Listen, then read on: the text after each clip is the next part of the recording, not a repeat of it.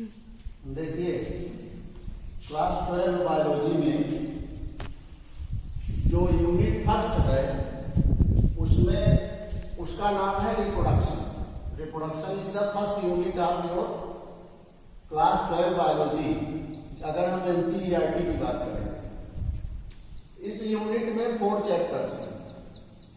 First chapter is reproduction in organisms, second chapter is sexual reproduction in flowering plants, third chapter is human reproduction and fourth chapter is reproductive health. और ये जो 4 chapters हैं इनमें से 14 marks के question जो हैं board exam में आते हैं। It includes 14 marks in the board exam. अब इसमें हम एक एक चैप्टर करके पहली यूनिट जो है जब फिनिश कर लेंगे तब हम सेकंड यूनिट शुरू करेंगे। ओके, तो फर्स्ट यूनिट का जो पहला चैप्टर है that is reproduction in organisms.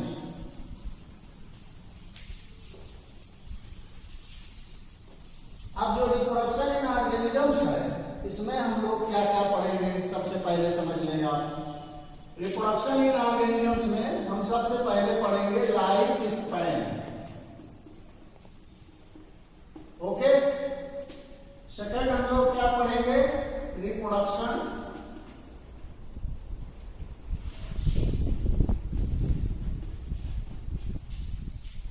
और इसके types, fifth types.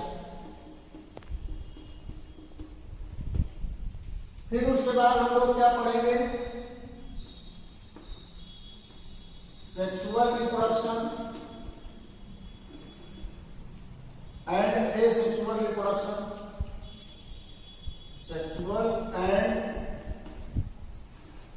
Asexual reproduction.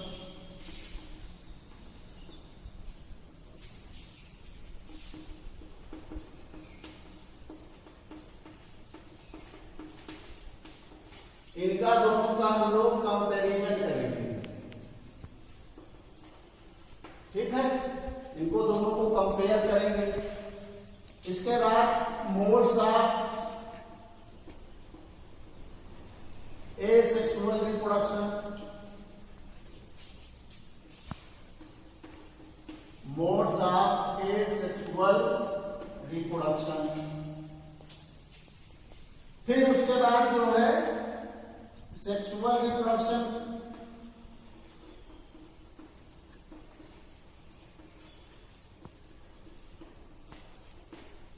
इसमें जो है 3 फेजेज होती हैं, उनको हम लोग स्टडी करेंगे। फर्स्ट फेज कहलाती है juvenile phase, juvenile phase. Second phase कहलाती है रिप्रोडक्टिव फेज।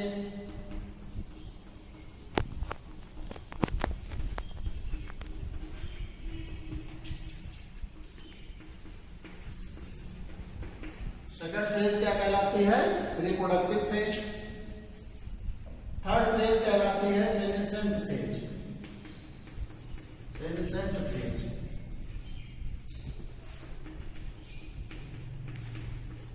इसको हम लोग डिटेल में पढ़ेंगे।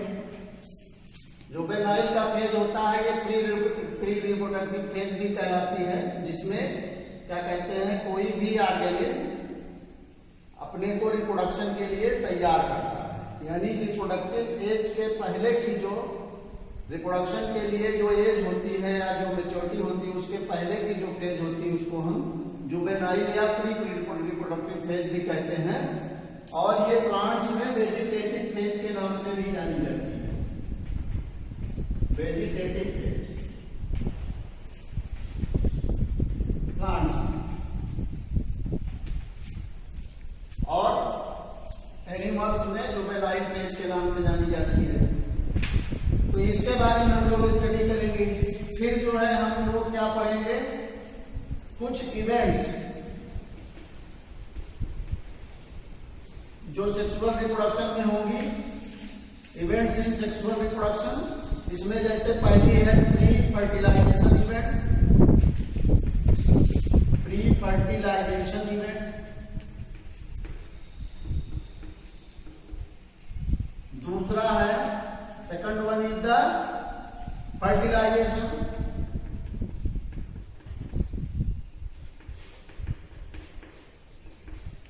First one is the pre-fertilization events, second one is the fertilization, and third one is the post-fertilization events. Post-fertilization events.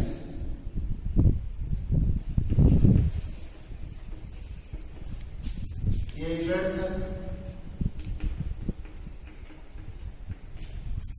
Pre fertilisation का मतलब है कि फर्टिलाइजेशन से पहले कौन कौन सी चीजें जो है होनी है, फर्टिलाइजेशन में क्या क्या होना है, और फर्टिलाइजेशन के बाद जो चीजें होंगी that are known as post fertilization events. अब हम लोग जो है रिप्रोडक्शन इन ऑर्गेनिज्म में सबसे पहले स्टडी करेंगे लाइफ स्पैन। एक एक टॉपिक इसका लेते हुए चलेंगे।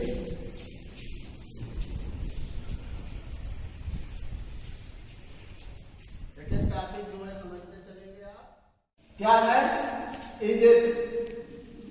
It is the period between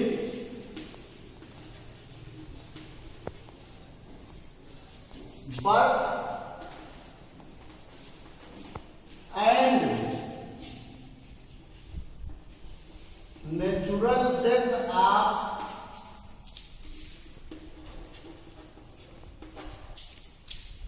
an organism।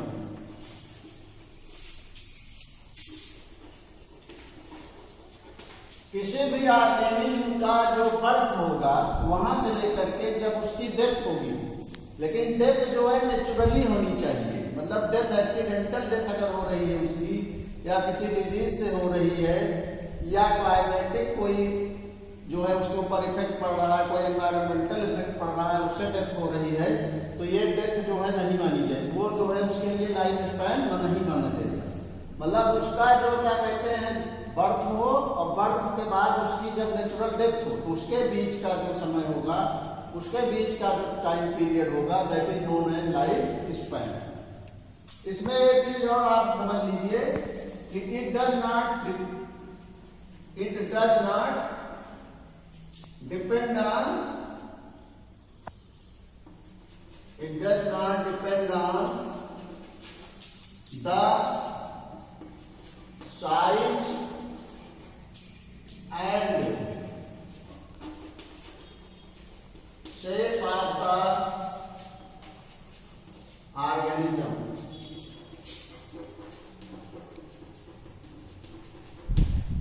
कहने का मतलब हुआ कि ये ऑर्गेनिज्म के साइज और शेप पर डिपेंड नहीं होगा, it is independent of size and shape of organism.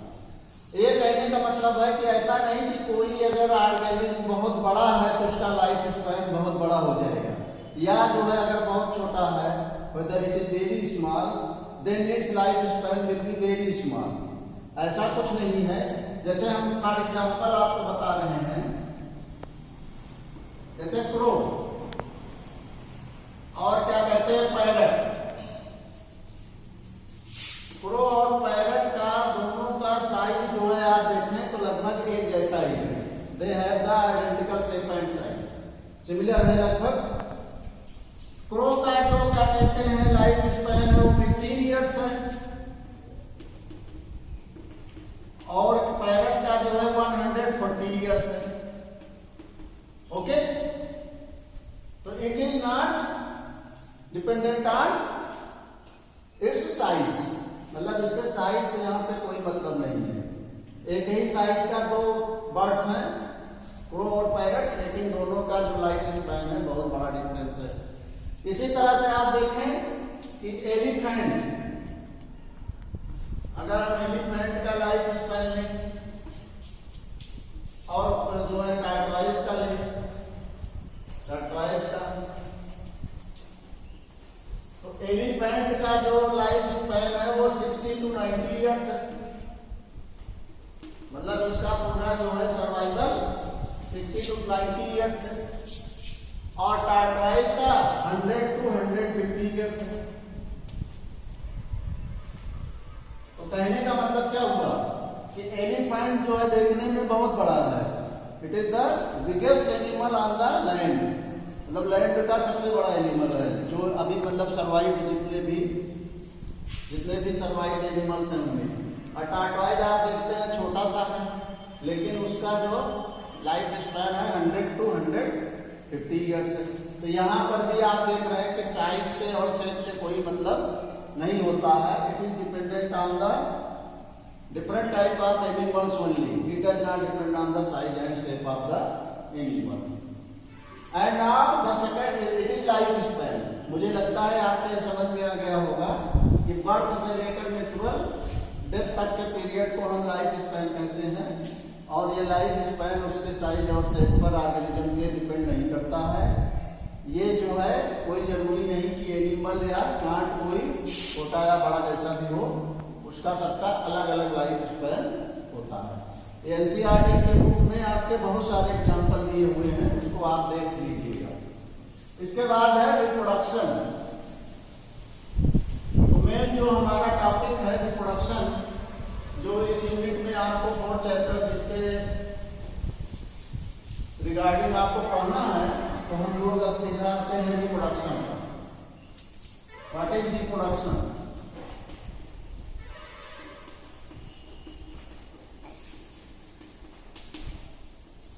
देखिए,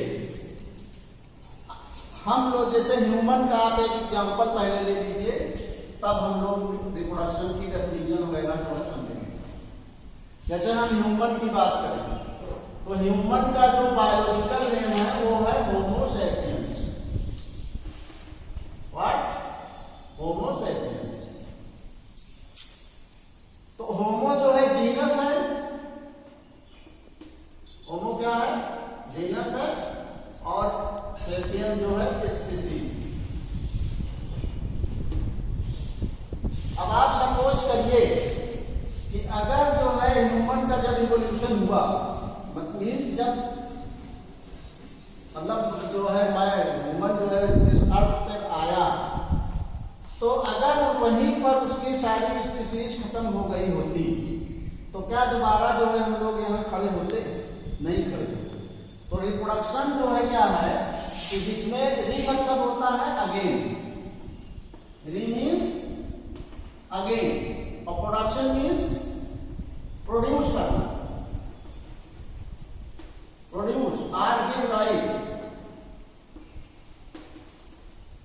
तो इसका मतलब यह हुआ कि कोई भी ऑर्गेनिज्म अपने जैसा फिर से कोई ऑर्गेनिज्म प्रोड्यूस कर देता है, तो उसी को हम कहते हैं रिप्रोडक्शन। अपने जैसा ही कोई जीव वो बना दे, जिससे उसकी स्पीसीज की कंटिन्यूटी बनी रहे। नहीं तो अगर उसकी स्पीसीज खत्म हो जाएगी तो एक समय ऐसा आएगा कि जो है कोई ह्यूमन या कोई भी स्पीसीज, चाहे हम फ्रॉग का ही ले लें, राना टिग्रीना, तो अगर उसमें रिप्रोडक्शन नहीं होगा तो उसके जैसा कोई भी एनिमल या प्लांट इस अर्थ से खत्म हो जाएगा। तो पहले हम लोग जो है इसकी डेफिनेशन समझें। Reproduction is a biological process, biological process by which an organism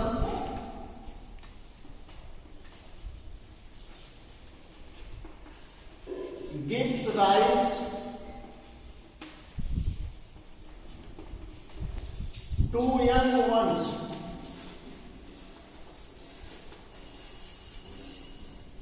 or offsprings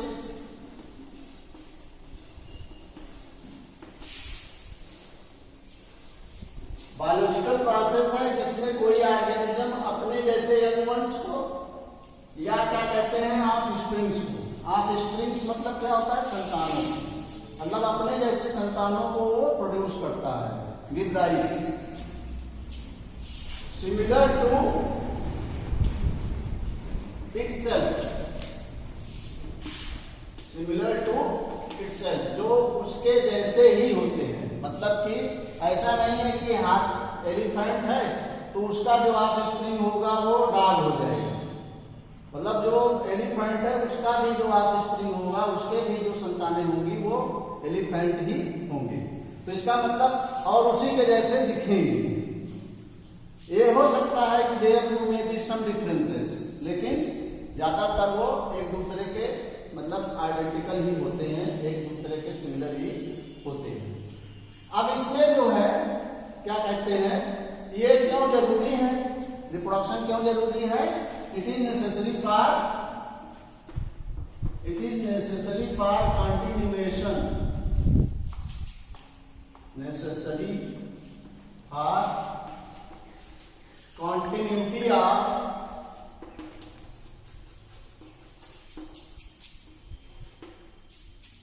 species,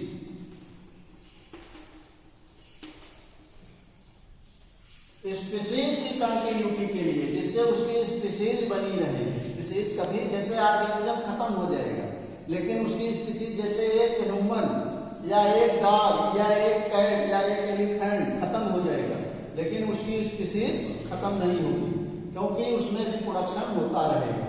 okay, तो ये जो है इसलिए जरूरी है, जिससे कंटिन्यूटी या एग्जिस्टेंस उसका बना रहे। ओके, मतलब उसका जो है स्पीसीज सर्वाइव करती रहे, जिससे अगली स्पीसीज आती रहे। अब उसके बाद आपका नेक्स्ट टॉपिक आता है asexual reproduction.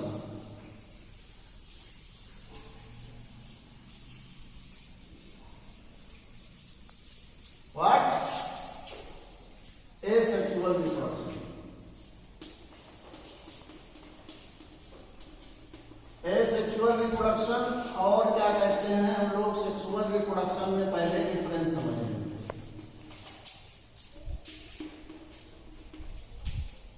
Sexual reproduction,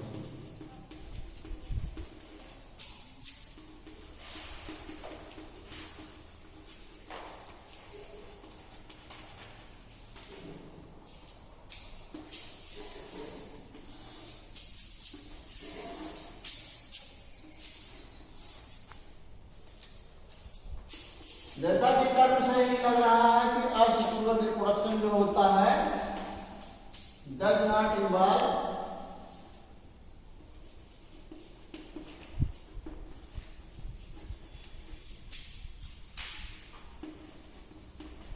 sex organs, और इसमें जो है क्या हो जाएगा? इन्वॉल्व सेक्स ऑर्गन्स, मतलब इसमें सेक्स ऑर्गन्स की जरूरत पड़ेगी।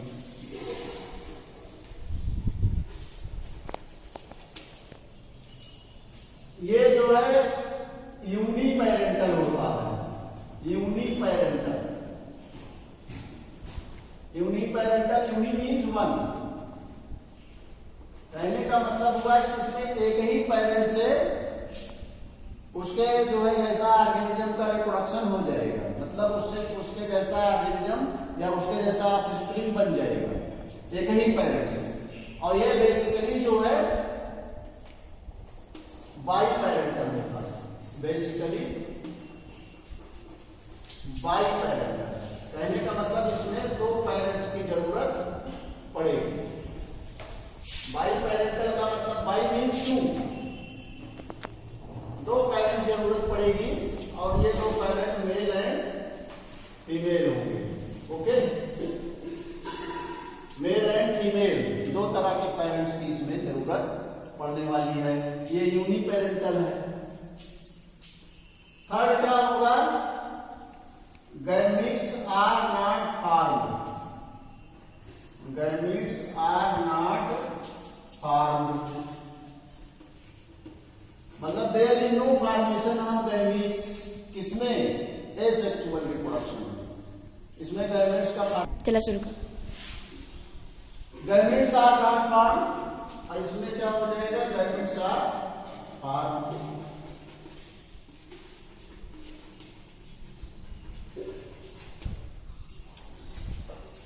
इसमें चौथा क्या होगा? फर्टिलाइजेशन नहीं होगा, फर्टिलाइजेशन डज नॉट अकर,